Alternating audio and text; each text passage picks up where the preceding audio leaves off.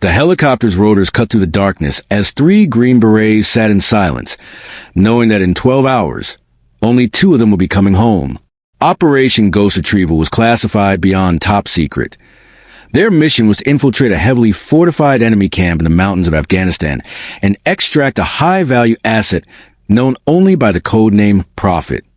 Intelligence indicated the camp was guarded by 25 heavily armed fighters, positioned in terrain so treacherous that conventional rescue operations were impossible.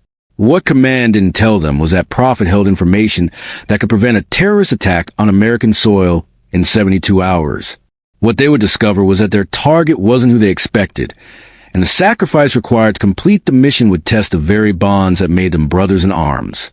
Because sometimes saving one life means choosing which hero you leave behind. Welcome to those who left a trace. Before we dive into this harrowing true story of brotherhood, sacrifice, and impossible choices in the mountains of Afghanistan, tell me in the comments from which city in the world are you watching this video today? And if you believe that some missions require the ultimate sacrifice, hit that subscribe button to honor the warriors who never made a home. The C-130 transport aircraft flew through the night sky at 25,000 feet, its cargo hold containing 3 of the most elite soldiers in the United States military. Master Sergeant Jake Collins, a team leader, had completed over 40 high-risk extraction missions during his 12 years with Special Forces. Staff Sergeant Mike Rodriguez possessed demolitions expertise that saved countless American lives during urban combat operations in Iraq. Sergeant First Class Tommy Chen was a communications specialist and medic whose skills had earned him the respect of every unit he'd served with during 3 combat deployments. They called themselves Retrieval Team Alpha, and their success rate on impossible missions had become legendary throughout the special operations community. But Operation Ghost Retrieval would test their capabilities in ways that no previous mission had prepared them for. The mission briefing had been conducted at a classified facility outside Kabul, where Colonel Patricia Hayes had outlined an extraction operation that pushed the boundaries of what was considered achievable even for elite Special Forces units. Gentlemen, Colonel Hayes had begun. 72 hours ago, one of our most valuable intelligence assets was captured during a reconnaissance mission in the Hindu Kush Mountains. The individual, designated Prophet, possesses information that is critical to preventing an imminent terrorist attack on American soil. The intelligence package contained aerial photographs of a compound built into a mountainside at 8,000 feet elevation, surrounded by terrain so inhospitable that approaching the target will require technical climbing skills in addition to combat expertise. The enemy camp contains approximately 25 fighters from a Taliban cell that specializes in capturing and interrogating Western intelligence operatives. Hayes continued. They've chosen this location specifically because it's considered inaccessible to conventional rescue operations. Collins studied the terrain photographs, noting the strategic challenges that would make the mission extraordinarily difficult. The compound was positioned on a narrow ledge with only one viable approach route, surrounded by cliffs that provided natural defensive barriers and eliminated most tactical options. Colonel, Collins had asked, "What's our extraction timeline?" Hayes' response had revealed the true urgency of the mission. Prophet must be recovered within 18 hours of insertion. Intelligence indicates that enhanced interrogation will begin at dawn, and we cannot risk compromise of the information Prophet possesses.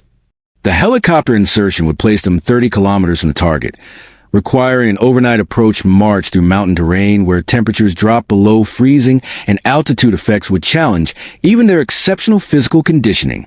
Rodriguez had raised a question that all 3 team members were considering. "Colonel, what's our backup support if the mission goes wrong?" Hayes' answer had been sobering. "Gentlemen, this is a black operation. If you're compromised, no official support will be available. Success depends entirely on your training, experience, and commitment to bringing Prophet home." Now, as their insertion helicopter approached the drop zone, Collins reviewed the mission plan one final time. They would fast rope into a mountain valley under cover darkness, then conduct a forced march across 30 kilometers of hostile terrain to reach the target compound by 0400 hours. The extraction was planned for 0600 hours, before enemy reinforcements could respond to their presence.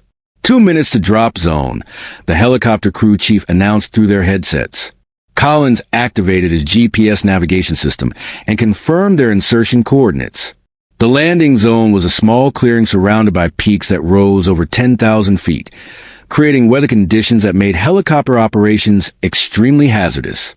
Rodriguez conducted final checks on his demolitions equipment, ensuring that his explosive charges were properly configured for breaching the compound's defensive barriers. His role would be critical for gaining entry to the fortified position where Prophet was being held.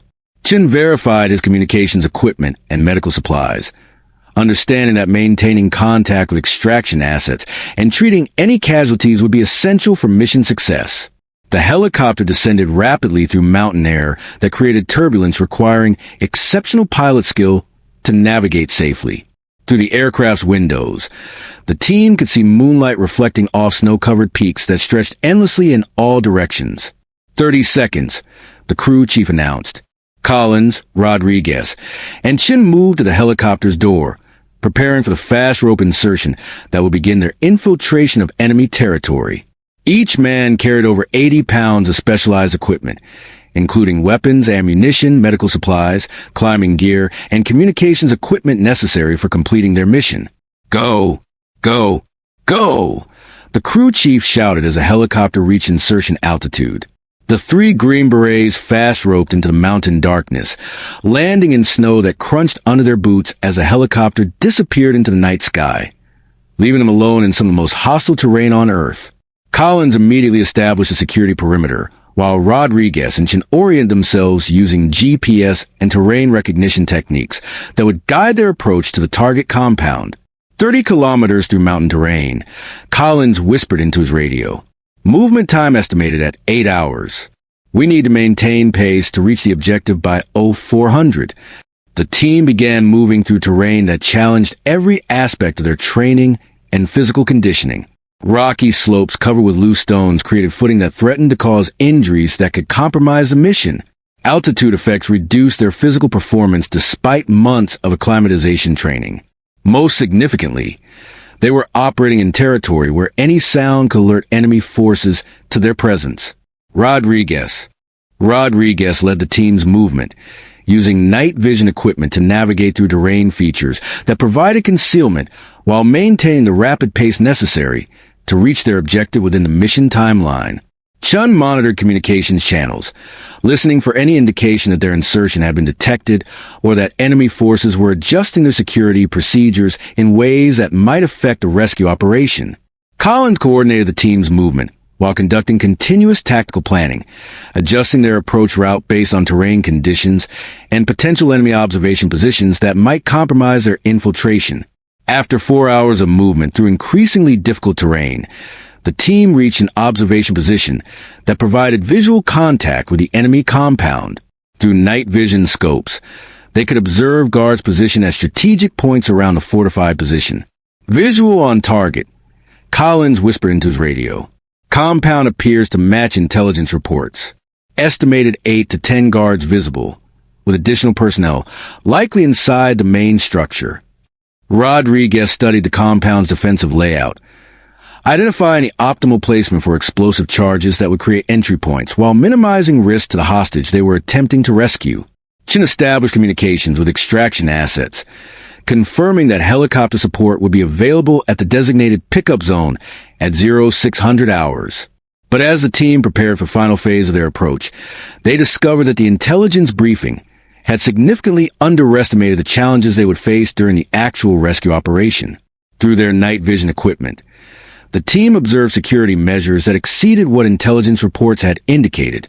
Motion sensors had been positioned along the most likely approach routes, creating detection zones that would alert guards to any movement toward the compound. Floodlights were positioned to illuminate the entire perimeter area, eliminating the darkness that special operations teams relied on for concealment. This is significantly more security than we were briefed to expect, Collins whispered to his teammates. We're looking at a much more complex infiltration than the mission plan anticipated. Rodriguez identified at least 12 guards positioned at various points around the compound, with additional security personnel visible through windows of the main structure. Jake, we're outnumbered 4-1, and they've got defensive positions that cover every approach route. Chen monitored radio communications from the compound, translating the Pashto conversations that revealed information about their target. Guys, they're talking about moving the prisoner at dawn. If we don't extract profit tonight, the opportunity might not come again. Collins realized that the mission parameters had changed significantly for what they had planned during their briefing. The enemy had prepared defenses that would make conventional infiltration techniques extremely dangerous, but the urgency of extracting profit before interrogation meant that they couldn't abort the mission and request additional support. We adapt and overcome, Collins decided. Rodriguez, can you create a diversion that draws guards away from the main structure?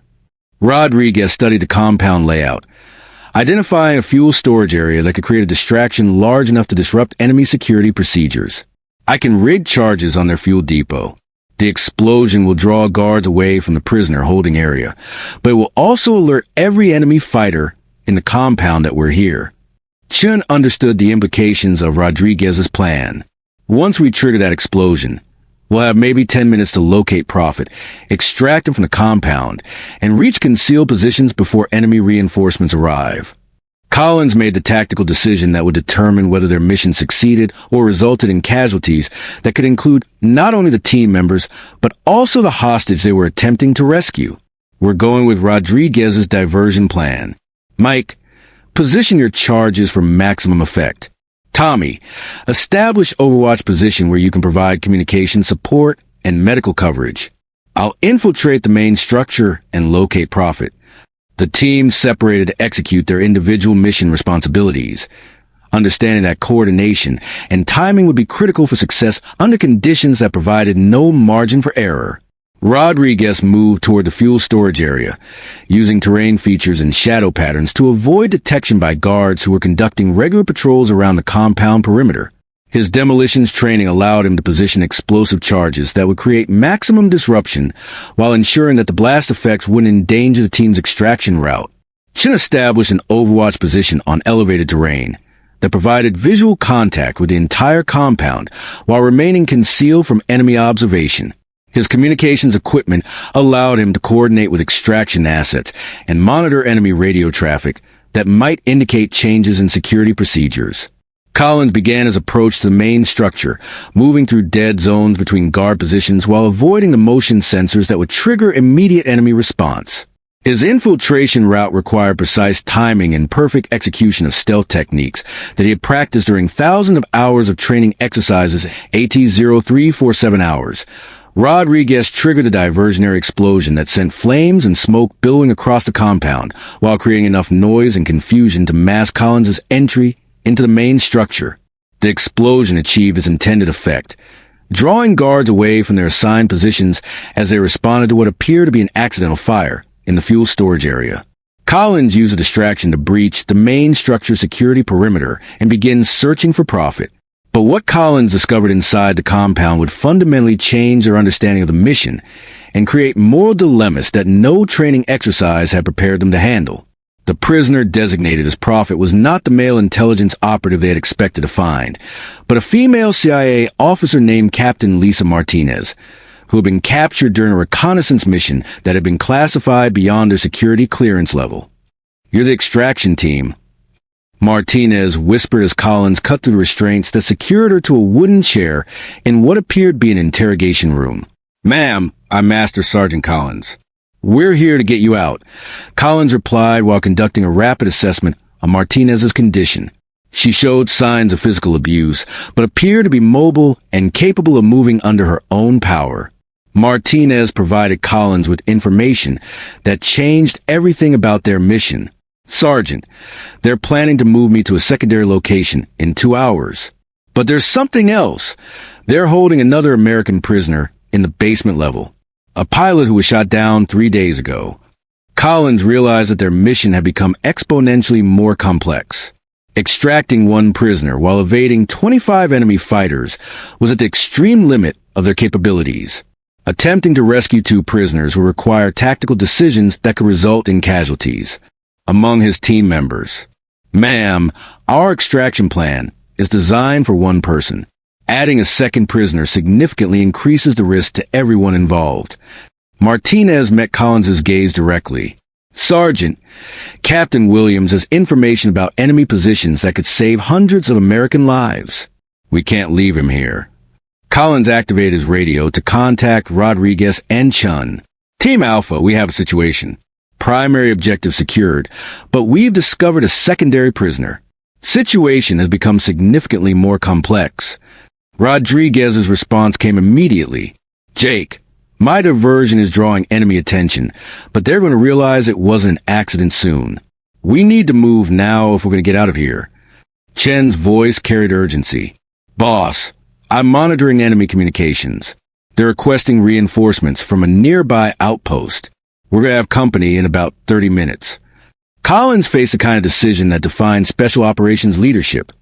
Risk the lives of his team members to save an additional prisoner, or complete the original mission and leave Captain Williams to face whatever the enemy had planned for him. Rodriguez. Chen, I need both of you to join me in the main structure. We're extracting 2 prisoners, and we're going to need all our capabilities to make this work. Collins' decision to expand the mission beyond its original parameters would test every aspect of their training and ultimately require a sacrifice that none of them had anticipated when they fast-roped into mountain darkness 8 hours earlier. Rodriguez and Chen infiltrated the main structure using the continued distraction provided by the fuel storage fire, but their movement attracted attention from guards who were beginning to realize that the explosion had not been accidental. Movement in the main building. Came a shout in Pashto from one of the guards, followed by the sound of weapons being readied and tactical communications that indicated enemy forces were transitioning from fire response to security alert procedures.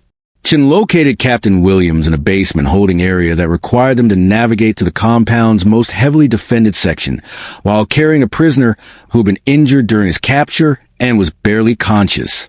This guy's in bad shape, Chen reported after conducting a rapid medical assessment. He's got internal injuries, and he's lost a lot of blood.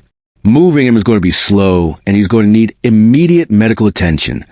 Rodriguez had positioned himself to provide security, while Collins and Chen prepared both prisoners for extraction, but enemy fighters were beginning to search the compound systematically, making continued concealment impossible. Jake, we got multiple hostiles moving toward our position, Rodriguez whispered into his radio. They know we're here, and they're conducting a building-by-building search. Collins realized that their extraction had become a fighting withdrawal that would require combat action to reach the designated pickup zone where helicopter support was waiting. Team Alpha, we're switching to combat extraction procedures. Rodriguez led element. Chun, you got the wounded prisoner. I'll cover with Martinez. The team began moving toward the compound's exit, while enemy fighters closed in from multiple directions, creating a tactical situation that would require precise coordination and superior firepower to overcome numerical disadvantage. Rodriguez breached the compound perimeter, using explosive charges, while engaging enemy positions that threatened the team's withdrawal route.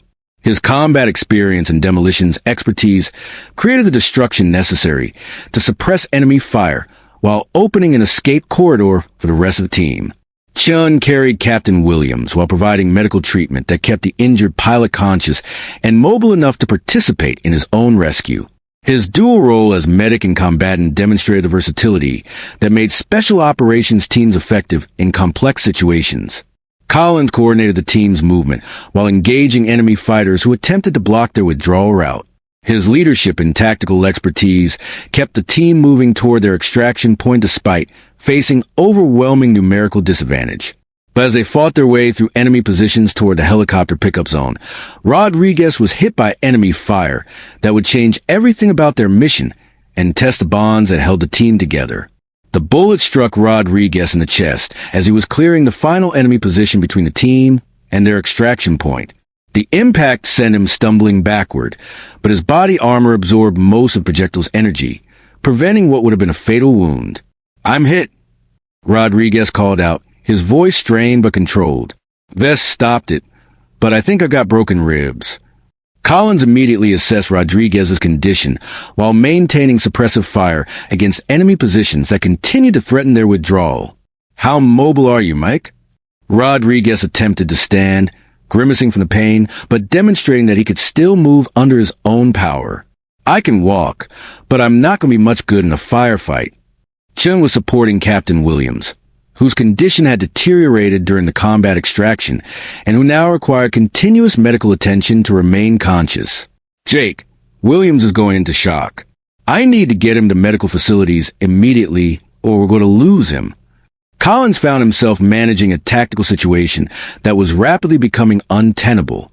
2 wounded team members, 2 rescued prisoners, and an unknown number of enemy fighters pursuing them through terrain that offered limited concealment or defensive positions. The sound of helicopter rotors in the distance indicated that their extraction aircraft was approaching the designated pickup zone, but reaching that location would require the team to cover another 2 kilometers of mountain terrain while under enemy fire. Team Alpha, this is Guardian Angel, came the voice of their extraction pilot through Collins's radio. I have visual on your position. Multiple enemy contacts are moving to intercept your route to the pickup zone. Collins could see muzzle flashes from enemy weapons positioned along their intended route to the helicopter landing area. The enemy fighters had anticipated their withdrawal route and positioned themselves to ambush the team as they attempted to reach extraction. Guardian Angel, we need immediate fire support to suppress enemy positions blocking our route to pickup zone. Collins transmitted. The pilot's response revealed limitations that would force Collins to make decisions that no training exercise had prepared him for. Team Alpha, I'm taking heavy ground fire. I can provide limited fire support, but I cannot maintain position over the pickup zone for more than 5 minutes. Rodriguez, despite his injuries, understood the tactical implications immediately. Jake, we're not all going to make it to that helicopter in 5 minutes, not carrying wounded and fighting through enemy positions. Chen continued providing medical treatment to Captain Williams while monitoring Rodriguez's condition. Boss, both these guys need immediate medical evacuation. Every minute we delay increases the risk that we're going to lose one or both of them. Collins realized that completing the mission successfully would require tactical decisions that violated the Special Operations Code of never leaving anyone behind, but that might be the only way to save the lives of the prisoners they had risked everything to rescue. The enemy fighters were closing in from multiple directions, their tactical communications indicating that they were coordinating a final assault that would overwhelm the team's defensive capabilities. Guardian Angel, what's your maximum passenger capacity under current conditions? Collins asked, dreading the answer he expected to receive. The pilot's response confirmed Collins's worst fears. Team Alpha, with current fuel load and combat conditions, I can carry maximum 4 personnel. Any additional weight will prevent safe extraction under fire. Collins counted 5 people who needed evacuation, 3 team members and 2 rescue prisoners. Someone would have to remain behind to ensure that the others could reach safety. Rodriguez, despite his pain and injuries, immediately volunteered for the sacrifice that Special Operations Brotherhood demanded. Jake, I'm the most seriously wounded. Leave me here with enough ammunition to keep the enemy busy while you get everyone else to the helicopter. Collins rejected Rodriguez's offer immediately. Negative, Mike. We're all going home together, or we find another solution. But Chen's medical assessment revealed that time was running out for Captain Williams. Jake, Williams is maybe 10 minutes before he goes into irreversible shock. If we don't get him to medical facilities immediately, this whole mission will have been for nothing. Collins made a decision that would define his leadership and test every principle he had learned during his military career. Rodriguez, you're going to establish a defensive position here and hold off enemy pursuit while the rest of us reach the helicopter. Once we've loaded the prisoners, Chen will return with medical equipment to treat your injuries while I coordinate backup extraction. Rodriguez understood that Collins was proposing a plan that would separate the team and expose him to enemy capture or death while the others reached safety. Jake, you know the odds of that working. Once you leave here, I'm on my own against 20-plus enemy fighters. Collins met Rodriguez's gaze with the honesty that their friendship and military service deserved. Mike, it's the only way to save Williams and Martinez. And it's the only way to give you a chance of survival until we can organize backup extraction. Rodriguez accepted Collins's plan with the same calm professionalism he had demonstrated throughout their years of service together. Understood, Jake. Give me your extra ammunition and get those prisoners to safety. The three special operations soldiers share a moment of silent communication that encompass years of shared missions, mutual trust, and the brotherhood that defined their service. Each understood that they might never see Rodriguez again, but each also understood that their mission required sacrifices that exceeded personal concerns. Chen transferred his medical supplies to Collins, keeping only what would be necessary to treat Rodriguez's injuries during the defensive action he was about to conduct alone. Martinez and Williams, despite their own injuries in the trauma of captivity, understood the sacrifice that Rodriguez was making for their rescue. Martinez, as a fellow military officer, offered Rodriguez the respect and gratitude that his decision deserved. "Sergeant Rodriguez, what you're doing, there are no words for this kind of courage." Rodriguez checked his weapons and ammunition, preparing for what he knew would be the most important fight of his military career. "Ma'am, just make sure the information you're carrying is worth what we're paying for it." Collins, Chen, Martinez, and Williams began their movement toward the helicopter pickup zone, leaving Rodriguez in a defensive position that provided good cover but limited opportunities for withdrawal or escape. The sound of enemy fighters approaching Rodriguez's position could be heard clearly as the extraction team moved away, and the first exchanges of gunfire indicated that Rodriguez was engaging multiple enemy contacts while buying time for the others to reach safety. Collins coordinated their movement toward the helicopter while providing security for the wounded prisoners who required assistance to navigate the difficult terrain. His leadership and tactical expertise kept the group moving toward extraction despite the emotional weight of leaving Rodriguez behind. Chen provided medical support to Captain Williams while monitoring radio communications that indicated Rodriguez was conducting an effective defensive action that was preventing enemy pursuit of the extraction team. The helicopter crew had observed the tactical situation and prepared to receive the extraction team under combat conditions that would require immediate departure once all passengers were aboard. As Collins, Chen, Martinez, and Williams reached the helicopter pickup zone, the sound of intense gunfire from Rodriguez's position indicated that he was facing overwhelming enemy pressure while maintaining his defensive mission. "Guardian Angel, we're loading passengers now," Collins transmitted. "Prepare for immediate departure and coordinate backup extraction for team member in defensive position." The helicopter lifted off with its maximum passenger load, while Rodriguez continued his solitary battle against enemy forces that were attempting to overrun his position and pursue the extraction aircraft. Collins watched through the helicopter's windows as muzzle flashes from Rodriguez's position continued to provide evidence that his teammate was still alive and fighting, but the odds against survival were overwhelming. The extraction flight to medical facilities would take 20 minutes, during which time Rodriguez would be fighting alone against enemy forces that outnumbered him by more than 10-1. The helicopter's medical equipment allowed Chen to stabilize Captain Williams during the flight to the forward operating base, where both rescued prisoners will receive treatment for their injuries and psychological trauma. Martinez, despite her own physical condition, provided intelligence briefings that confirmed the critical importance of their successful extraction. The information Captain Williams possesses includes locations of weapons caches and enemy command posts that could save hundreds of American lives. Martinez explained to Collins during flight, "Rodriguez's sacrifice made it possible for us to prevent attacks that would have killed our own people." Collins monitored radio communications, hoping to hear from Rodriguez, but understanding that his teammates' chances of survival decreased with every minute that passed. The enemy forces surrounding Rodriguez's position had overwhelming numerical superiority and the time necessary to coordinate assaults that would eventually overcome any defensive position. Upon arrival at the forward operating base, Collins immediately began coordinating backup extraction operations for Rodriguez, while Chen and medical personnel treated the rescued prisoners. The base commander, Lieutenant Colonel Sarah Patterson, reviewed the mission results and began planning follow-up operations.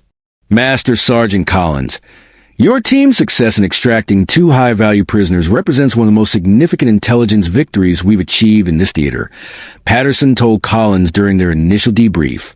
"However, I need to discuss the tactical situation regarding Sergeant Rodriguez." Collins dreaded the conversation he knew was coming. "Colonel, what are our options for backup extraction?" Patterson consulted tactical reports that had been compiled during the hour since the primary extraction. Sergeant Collins, reconnaissance flights indicate that enemy forces have surrounded Sergeant Rodriguez's position with at least 30 fighters. They've also repositioned heavy weapons that would threaten any helicopter attempting extraction from that location. Collins understood the implications of Patterson's assessment. "Colonel, are you saying that backup extraction isn't tactically feasible?" Patterson's response was delivered with the honesty that military leadership required, even when the news was devastating. "Sergeant Collins, attempting helicopter extraction under current conditions would likely result in additional casualties without significantly improving Sergeant Rodriguez's chances of survival." Collins felt the weight of leadership decisions that had seemed clear during the tactical situation, but now carried emotional consequences that would affect him for the rest of his military career. "Colonel, Sergeant Rodriguez volunteered to remain behind so that we could extract the prisoners. He's earned every effort we can make to bring him home." Patterson nodded, understanding both Collins's emotional commitment to his teammate and the tactical realities that limited their options. "Sergeant Collins, we will continue monitoring Sergeant Rodriguez's situation and coordinate extraction operations if tactical conditions improve. But I cannot authorize missions that would risk additional personnel without reasonable probability of success." Collins requested permission to remain at the base until Rodriguez's situation was resolved, but Patterson assigned him to escort the rescued prisoners to higher-level medical facilities where their treatment could be completed and their intelligence debriefed by specialists. The flight to Germany, where Martinez and Williams will receive advanced medical treatment, gave Collins time to process the personal and professional implications of the mission that had achieved its primary objectives, while costing his team a brother whose fate remained unknown. Chen accompanied Collins on the medical evacuation flight, sharing the emotional burden of uncertainty about Rodriguez's survival, while also processing the knowledge that their mission had succeeded in ways that would save many American lives. "Jake," Chen said during the flight, "Mike knew the risks when he volunteered to stay behind.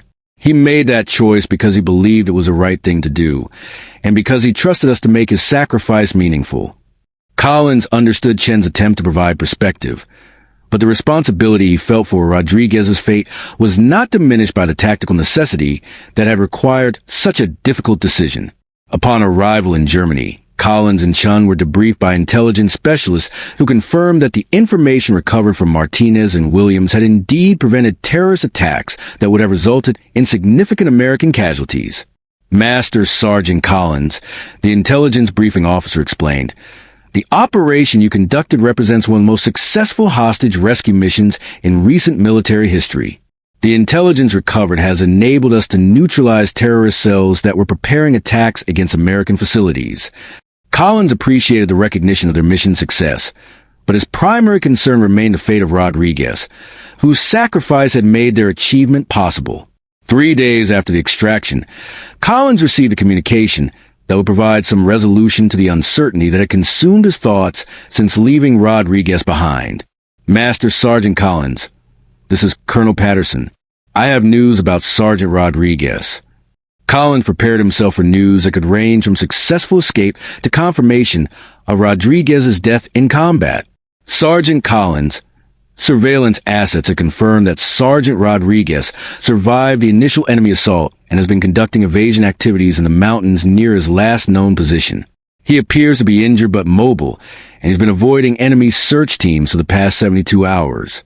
Collins felt a surge of hope that was tempered by understanding of the challenges Rodriguez faced while evading capture in hostile territory without support or supplies. "Colonel, what are our options for supporting his evasion or conducting extraction?"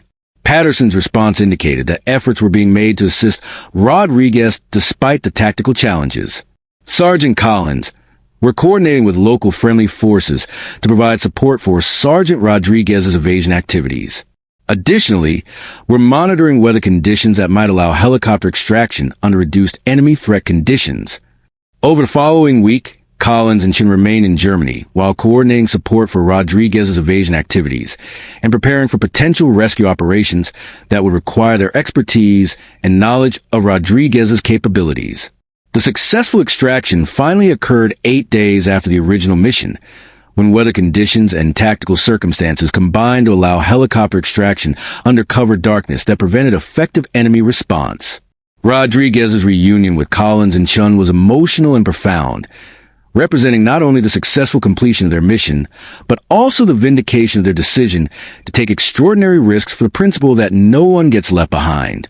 "Jake, Tommy," Rodriguez said as they embraced at the medical facility where he was receiving treatment for injuries sustained during his week of evasion. "I knew you guys would figure out a way to come back for me." Collins and Chen had never doubted their commitment to bringing Rodriguez home, but a successful evasion and ultimate rescue represented validation of the bonds that defined Special Operations Brotherhood.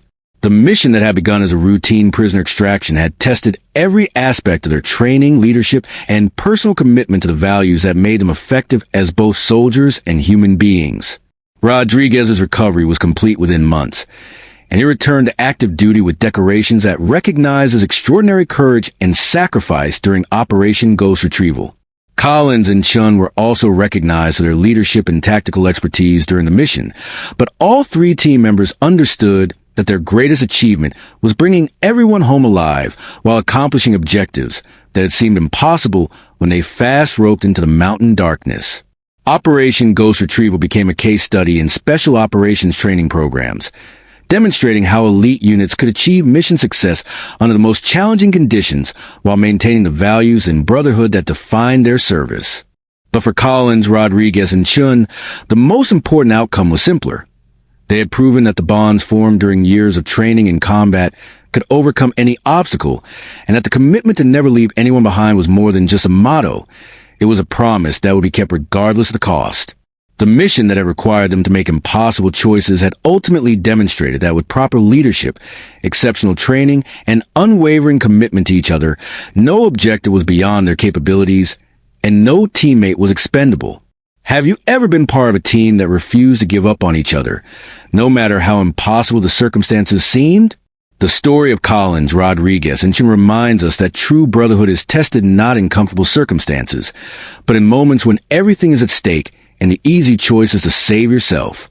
Subscribe to Those Who Left a Trace if you believe that the strongest bonds are forged in the most difficult circumstances, and that heroes are defined not by individual courage, but by their willingness to sacrifice everything for their teammates. We'll see you in the next story, where we'll continue to honor those who prove that some promises are worth any sacrifice, and that the greatest victories are often measured not in objectives achieved, but in how many people make it home.